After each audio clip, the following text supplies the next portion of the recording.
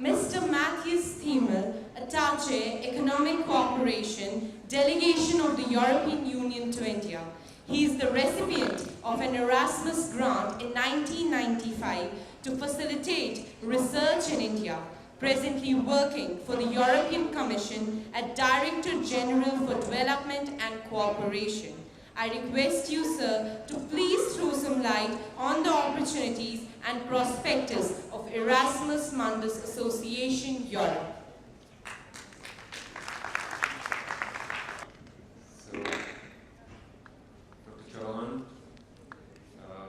dear members of the panel, and dear colleagues in the audience, it's really a great pleasure for me to be here and to talk on behalf of the European Union about the Erasmus Mundus program. One thing I would like to say right at the beginning is that meeting some of the Erasmus Mundus alumni here, some of them I knew before, others I just met today, and I think there couldn't be any better promotion of this program than just talking to these colleagues. Young, intelligent people who've gone out to pursue their studies in Europe, coming back with fantastic ideas, some of them getting into setting up their own businesses. I'm very impressed, and I think this is exactly what Erasmus Mundus is supposed to be all about. So I will give you some background to this program, how it works. I have some slides here, but I'm not going to follow all of them precisely because I slightly realize that there's some information not contained which I would like to provide you. In any case, I'm very grateful to be here, and I thank all the organizers for this opportunity. The European Union, as my boss, Mr. Themel, explained, is a concept which is a bit hard to understand. It's a union of 28 member states. So if I talk about the European Union, and this is the organization which I represent, then I talk about the policy which is made at a level higher than each member state. So what we try at the European Commission is to come up with policy and programs which are beneficial to all the member states, which however doesn't mean that the member states don't have their own policies as well. So they just have to align their policies to EU policy or have their own complementary policies. So you might want to keep that in mind while I give my presentation. My employer is the European Commission, which is one of the institutions of the EU. And the European Commission is the one institution within the EU which is doing policy and is implementing the funding of the EU. And just so that you better understand where I'm coming from and what we do, this is what the European Commission is doing. So, as I explained, there's some policy work that is being done, and it's very important. We have the Bologna process, which is ongoing now with 47 countries, it was mentioned by Mr. Themel as well. It's a very important process which started in the 90s, and which has changed the European higher education landscape completely, and which will continue to do so. I will have some more information on that later on. Of course, the task of the European Commission is also to take the best examples of 28 member states of the EU and then highlight them and bring them for the consideration of other member states and include them in own policies. Erasmus program has been started also a while ago, and it happened to become one of the most well-known programs of the EU, not only in the EU but also externally, and this is also what we're all doing. Of course, the Commission, the European Commission, also has the task to do external work on all topics, including higher education, and to do studies and research. Mr. Themel mentioned Europe 2020 strategy. Europe 2020 is the main economic strategy for the EU for 2020. It defines how Europe wants to modernize the economy, moving more and more to a more globalized, a more knowledge-based economy and society. And you can only really do that if you have very good people, strong, intelligent people with a very good training. This is why one of the main targets of 2020 strategy is to increase the number of higher education graduates to 40% of people. So we are on track with that, and it's a cornerstone of the economic perspective that we have in mind. Around that, there are some other very important priorities in European higher education policy. We want to increase the number of graduates. Quality needs to be improved or maintained, let's say. We want to make sure that Europe remains to be a center of excellent learning and higher education worldwide. But as you know, there's a lot of other countries coming up with excellent higher education, not least in Asia itself. So it's also a matter of competition. Europe wants to stay competitive with our own higher education. Then what we see happening is also that we need to look more into the triangle of education, research and business. Business has to tell us, or has to tell universities what they need, which research do they need so that they can do innovative products and feedback into the economy.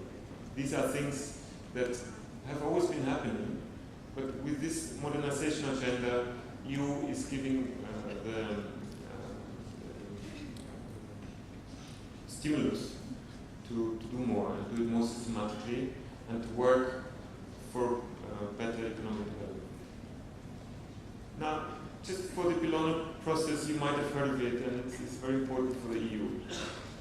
Basically, the first thing that we had to do was to unify the system, to have a bachelor's degree and a master's degree and a PhD degree. That wasn't the case not so long time ago, so this is almost completed. Bologna is about quality. We want to be sure that in all member states and in all participating countries, higher education is following more or less the same quality. Quality can be measured and it can be compared. Without that, you cannot talk of a European higher education area. And then, again, it's the recognition of qualification periods of study.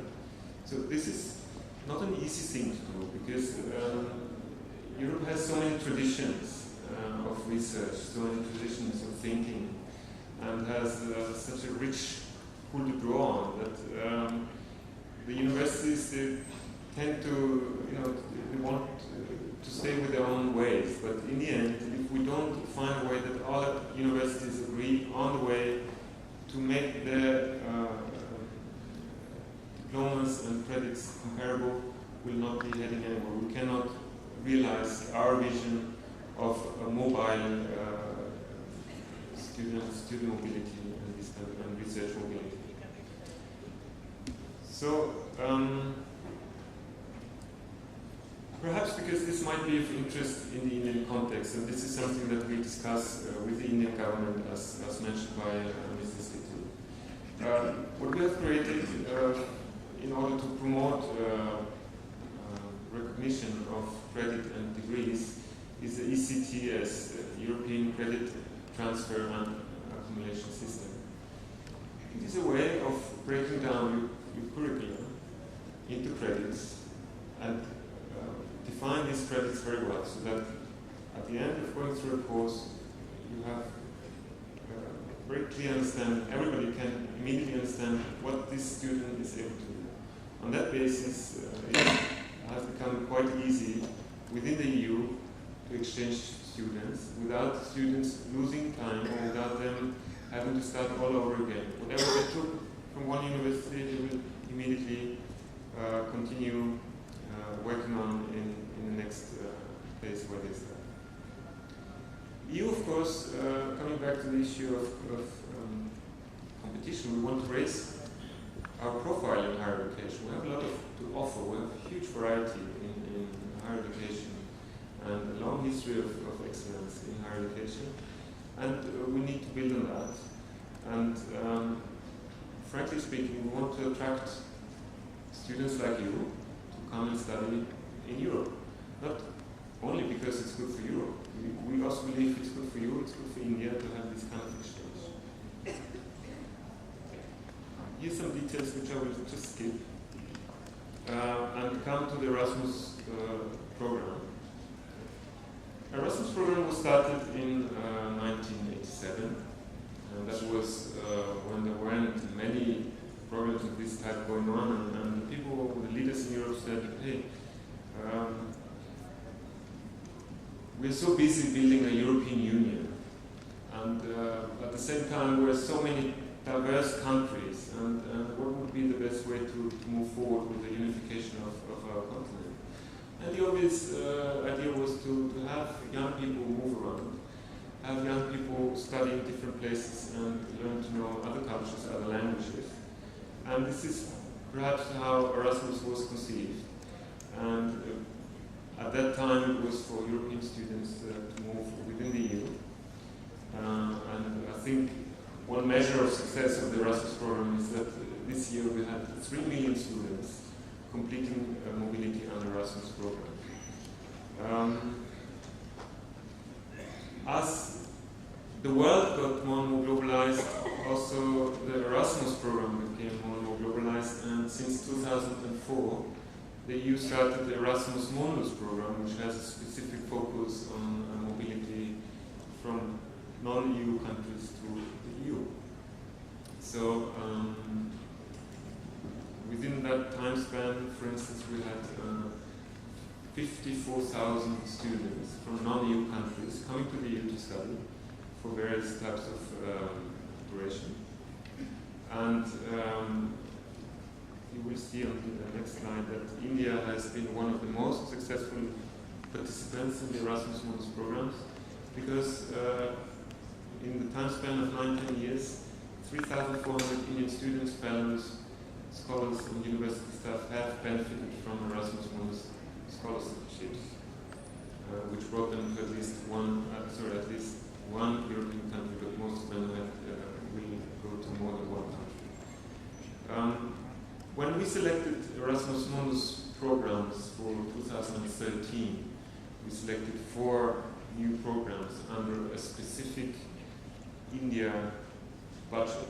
So within Erasmus Mundus, there's a specific budget for India, and within this budget, we were able to select 4 new programs this year, and under these 4 programs, plus the regional programs where India is also eligible, there's a total number of almost 600 Indian nationals who will be able to travel to Europe on some sort of a scholarship in the next few years. And there's no other country in the world which has the same number of places to go to Europe as India has. So I would like to congratulate you all for this very good result, and I hope this will continue. And I hope to see some of you also getting a scholarship. So we had 50 universities partnering with European universities on Erasmus Mundus, which also is a very good outcome. The number is growing by the day. There are 3 different types of activities under Erasmus Mundus. And we call them Action 1, Action 2, and Action 3. Action 1 is, you could say in one word, it's about ECTS, a doctorate program. And point being is that groups of universities, consortia, come up with a program where all the students within this network benefit and create excellence together and come out with either a multi-degree degree or a joint degree, which is valid everywhere, basically. Along with this objective of excellence, there's also the opportunity of getting scholarships to these master's programs, but we'll hear more later. Then there's Action 2, and with one word, Action 2 could be summarized with mobility. Action 2 is specifically about mobility from non-EU countries to EU. And here's where the larger amount of scholarships are being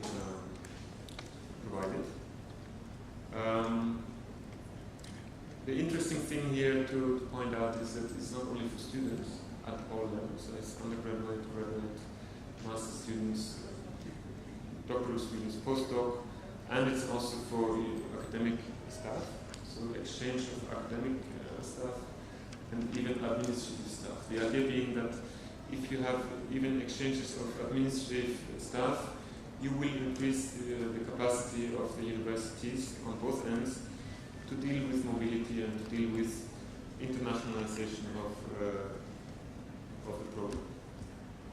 Now, the next couple of slides are specifically for students, because I understood that most of you will be students, and I assume that some of you might be interested to go and try to get Erasmus Mundus scholarship. So the next few slides, I want to just show you how it works.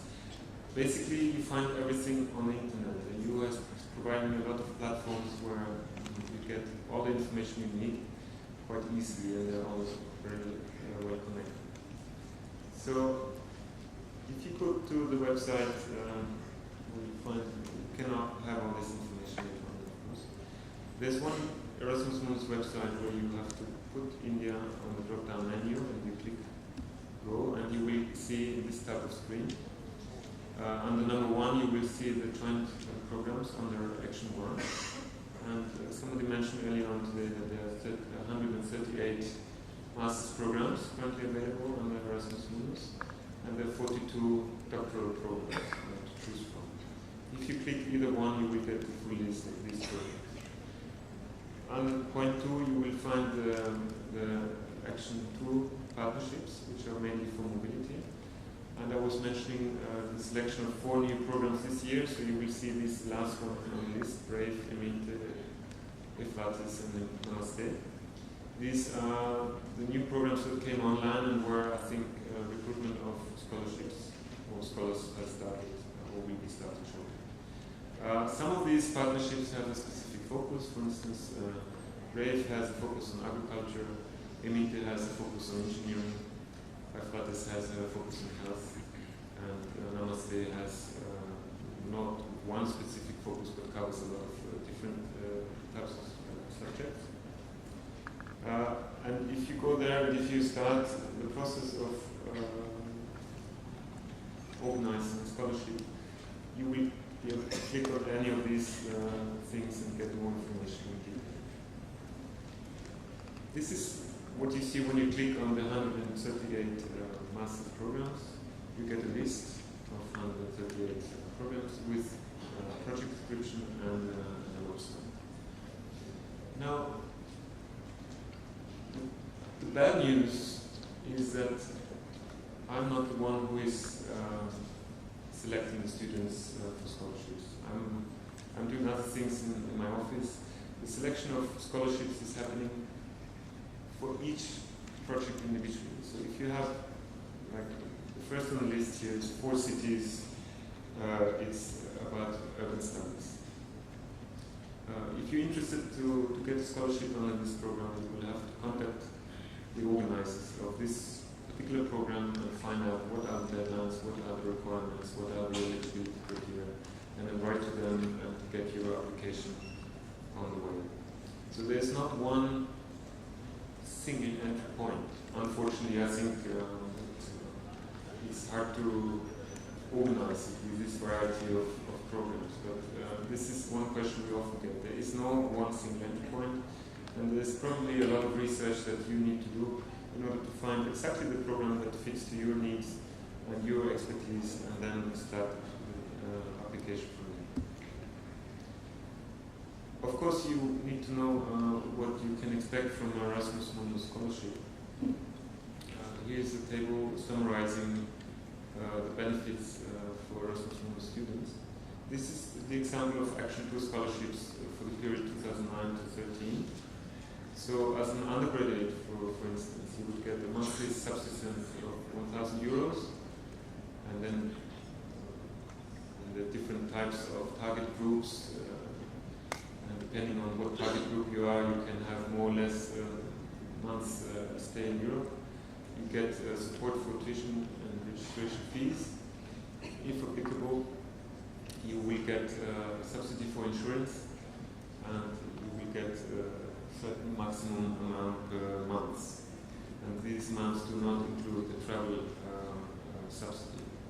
So if you look at the table, apart from giving you a rough idea of what type of scholarship we're talking about, you can see that Erasmus Mundus is covering all your basic needs. You have a monthly coverage and you have travel and insurance all covered. So going to Europe with Erasmus Mundus is actually well, most of the things are covered. You won't need a big loan or anything to go on Erasmus Mundus scholarship. I just forgive me for just copy pasting this website of Erasmus Mundus alumni page, but after so many years of Erasmus and Erasmus Mundus, the Alumni Association has grown to become a very important factor, and I think I cannot emphasize enough how wonderful they are in promoting Erasmus Mundus. I just wanted to take this opportunity to mention them. My colleague, Mr. Svitil, also mentioned that there will be a change in Erasmus Mundus. The name Erasmus Mundus will no longer exist as of next year, but that doesn't mean that the program disappears. Basically, everything that I was talking about will continue to exist. In fact, for the period 2014 to 20, there will be even more funding provided by the EU for this type of program, both for Erasmus external activities and mobilities, and for new things like strategic partnerships between universities, etc. So, as of next year, if you hear Erasmus Plus, it means we are also talking about Erasmus Mundus. In fact, Erasmus Plus will subsume some of the previously existing programs like Tempus, Evilink, and Alpha. But that's of minor concern for today. We also have Chamonix program, which is a program for excellence in teaching in European integration policy making. And we have this one, Marie Curie, which most of you might also have heard of. This is a specialized program. It's outside of Erasmus, but it's specialized for research and for PhD candidates who have good research ideas and need funding. Funding under Marie Curie is quite generous. It's open to all nationalities, regardless of the field of study, and it's proven to be a formidable tool for promoting cooperation across universities, across continents. And this is also, again, why the EU is putting ever more money into this type of program. Now, to come to an end of my presentation, perhaps before I touch on this one, because I talked about what you need to know as a student to participate in Erasmus Mundus, and I realized that Amity University might be an excellent candidate to participate as a university. The main thing that you need to understand is that if you want to participate as a university, probably you will have to have some prior contacts. No doubt Amity University has plenty of contacts in Europe with other universities. So the next step is to start discussing and coming up with the right idea of what type of partnership, what type of thematic area would be suitable and would be interesting for Amity, because if you as a university participate in this program, you will also want to get a benefit out of it. So your interest is important in that sense. And then once you are able to forge a consortium and a partnership with not only European but also Indian, perhaps regional universities, then you will submit a proposal to the EU, and every year there are calls for proposals, and all the rest is up to Brussels to make a selection and sign a contract with the university. I'm sure you know all of this, but I think the main point I would like to emphasize is that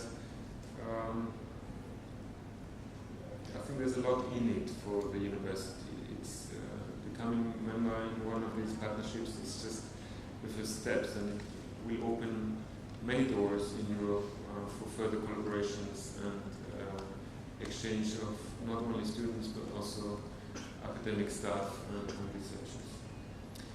Now, back to the students who are interested to come to Europe. One thing I would like to emphasize is that Erasmus Mundus is not the only scholarship program in the EU. There are hundreds. Erasmus Mundus just happens to be the flagship EU-level program, but if you look around, you will find hundreds of scholarship programs at national level. So European member states have their own programs. Some of them are industry-led, some are private, some are public. So there are lots and lots and lots of opportunities for interested students to get funding to go to Europe. It's not only Erasmus Mundus. And I'm not here to just promote Erasmus Mundus. I'm just as happy to promote all of these other opportunities.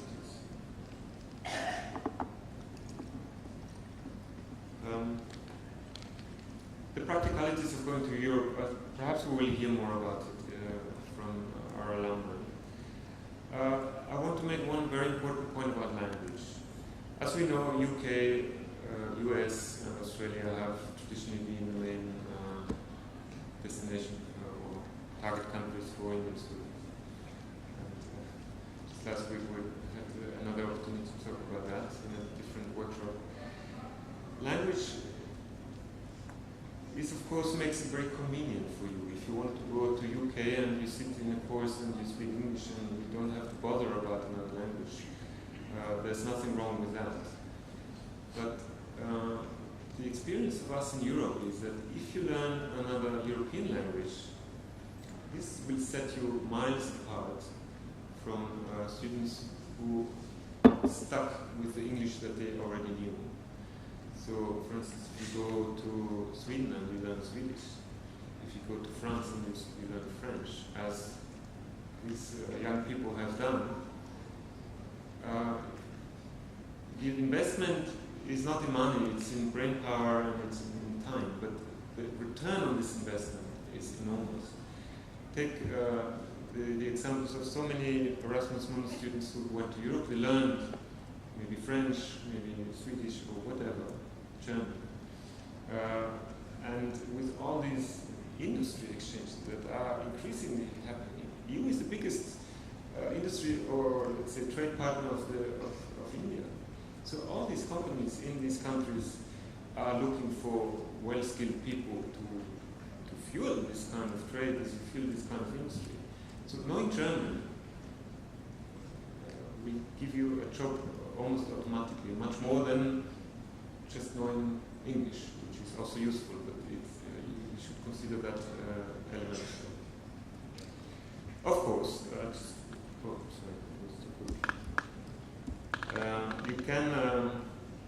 you can search for English language courses. There are databases on the web. Here is one specifically for courses in German, and I think they have nearly several thousand courses in English.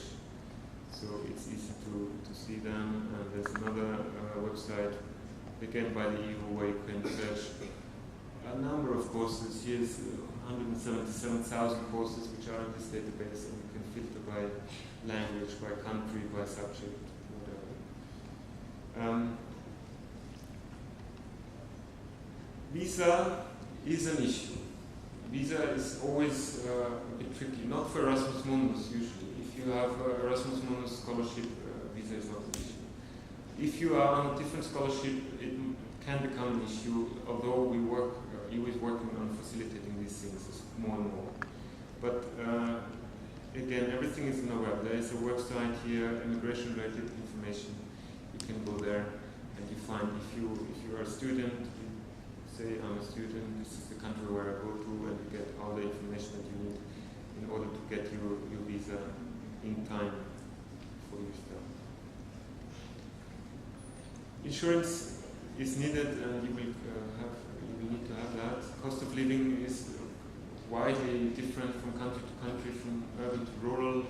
You will have to see it's definitely more expensive than in India. It's not more expensive than other places like Australia scholarships. I was mentioning that Erasmus Mundus is not even a scholarship. We have databases for scholarships. Here's one database. Study in Europe. It gives you a lot of background information for studying in Europe, but it also gives you links to a huge amount of scholarships which are well worth exploring. And here, I should slowly come to an end. Employment, perhaps, is also important to mention. I mean, many of you are thinking about going to Europe will consider what are my options for employment later on in Europe. So the regulations regarding employment are improving in Europe. We have now a blue card system. Perhaps you have heard of that. Doesn't mean that, I mean, blue card system is comparable to green card system in the US, although you have to be a higher education graduate to enter into the blue card system. There is no lottery attached to it. Otherwise, it's quite simple. So these are things to consider and to explore. Some countries are very offensive in providing opportunities for employment in Europe. So with these few remarks, I would come to an end, say thank you very much. And